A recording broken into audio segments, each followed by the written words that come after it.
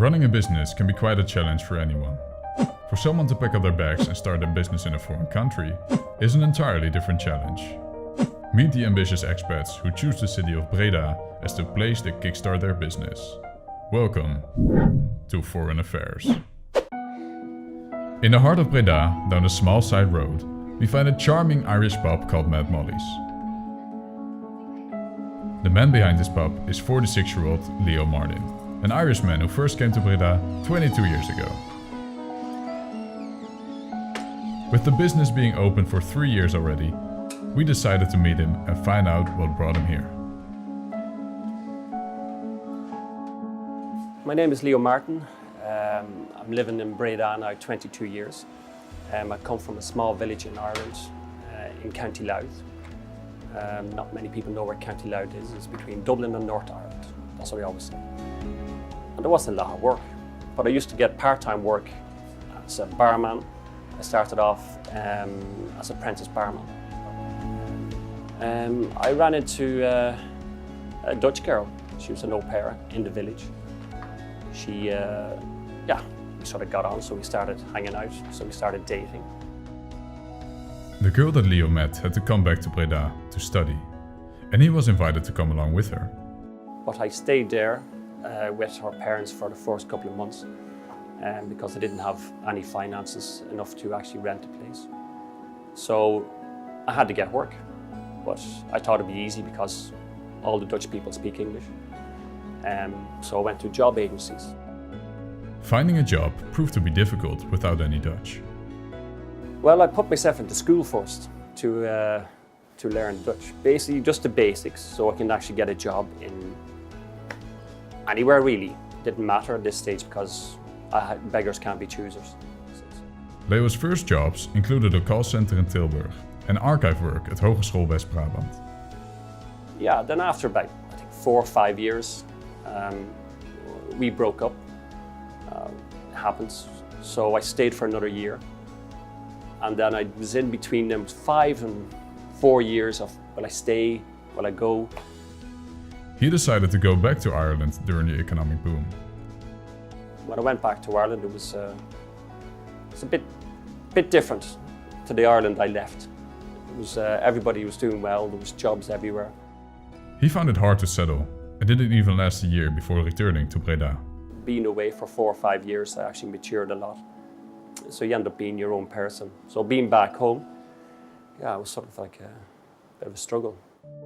We asked Leo about some of the strangest things he noticed about the Netherlands when he first arrived. Yeah, the first thing I've noticed when I get off the plane, the very first time, I've noticed how flat this country was. And also the dikes, because when you're on the Sky and you're looking down onto Holland, there's just these dikes everywhere, and you're like, how did this happen? You know, what's this for? So you learned a wee bit about it, about reclaimed land and all that kind of stuff. Also, what they have for breakfast here is chocolate and gingerbread. We put them in cake at home, the hundreds and thousands, and now they stick them on bread in the morning. That's your breakfast. And that was the major shock, I think, breakfast in the morning. After coming back for the second time, it was hard to find work again. Before I could walk from one job to the other, this time was a bit more difficult. Even though I could speak fairly okay Dutch, it was almost tough.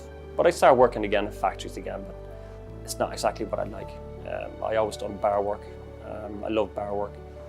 My Dutch was never good enough to work in a Dutch bar, but if you work in it, then I started working in Dutch bars. Before opening his own business, Leo spent 10 years working at Biercafé de Huiskamer.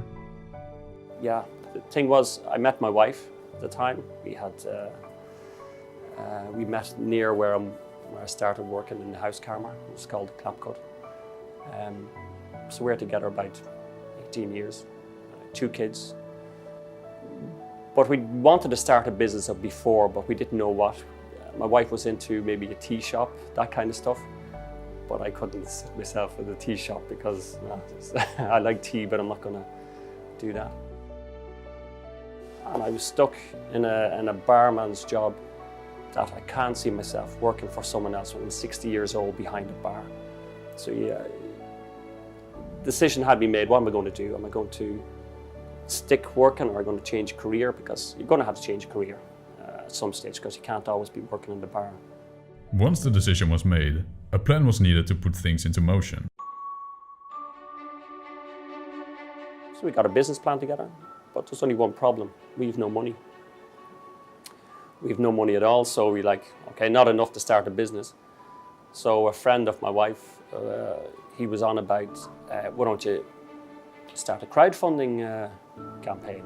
As Leo told you, we've gotten the funding for the bar through crowdfunding, which is a funding platform where private investors would loan money for your business. We decided to do the funding through a platform called geldvoorelkaar.nl, because they're the biggest platform and the strictest one, meaning that once you get through the door in a platform like that, there's the biggest chance that eventually you will finance your project 100%. Inge got the idea from a friend of hers. The project had 60 days to raise €67,000. It not only gives you money for your company, it is always also a brilliant opportunity to do marketing before you even open the place, because you have to get your friends, your family, but also people you don't know at all to finance your project. So you have to tell people about it before you even open the door. So we launched our project on that site, and which was enormously successful. A couple hours into the day, strangers were already contributing thousands of euros. It was going up and up and up, and we were like, God, who are these people? We hadn't even told anybody. So I got home from work that evening and we were already halfway funded. And we had to be really, really quick in telling all our family and friends what we were up to, just to give them a chance to invest. Their goal was reached in just over a day. And even afterwards, we had people coming up to us, friends and just people that coming up to you in the street, like, hey Inge, I talked to my wife and we would like to invest €1,000 too. And we had to tell them, listen, you're too late, it's already done, we don't need any more money. So we just told everybody, you can just come and drink beer instead. Another thing that had to go into consideration was the location. The bar they now have was suggested by Leo's friend. And the first feeling I came when I walked into this bar was that it's just lovely. It's just the right size. It's not too big, it's not too small, it's just perfect. Our plan was really to have a traditional Irish pub, because there is no traditional Irish pub. Not in the sense that we wanted, like something local that you'll find back home in Ireland in a small village. We asked Rory, one of Leo's staff, to explain how he thinks the pub contributes to the community. An Irish pub is always about community. It's not a stereotypical bar where people come in and get drunk. It's mostly a place where people can come in and have a conversation with you, talk about their day, talk about their life. They can talk about anything, but just to get it out of the way, and that automatically gets you to know people more on a personal level, which means that the bar or the people that come into the bar feel more like friends instead of customers, and it just changes the whole dynamic. Over the years, the bar has formed a diverse community of regulars. When there's sport events going on, the bar fills with people and a great atmosphere is created. The feel I was going for here was like, traditional Irish pub. It's like a community centre. That's what it's like. People come in from everywhere. A lot of business people from all different parts of the world. And they're here for either a month, maybe a year, maybe 2 years, contractors, that kind of stuff. So they come on their own. So they come in here and basically share their day with you, like how things was that day. And Leo has found different ways to give back to the community. One of these is by sponsoring a football team he played with when he first came over. About a year ago, the team came in here and asked, like, would you like to sponsor us? And I said, absolutely, because it's like they helped me introduce me to new friends and all that. So yeah, it's nice to pay them back by sponsoring them. So this is the second year I'm sponsoring PCP, so it's actually a great club.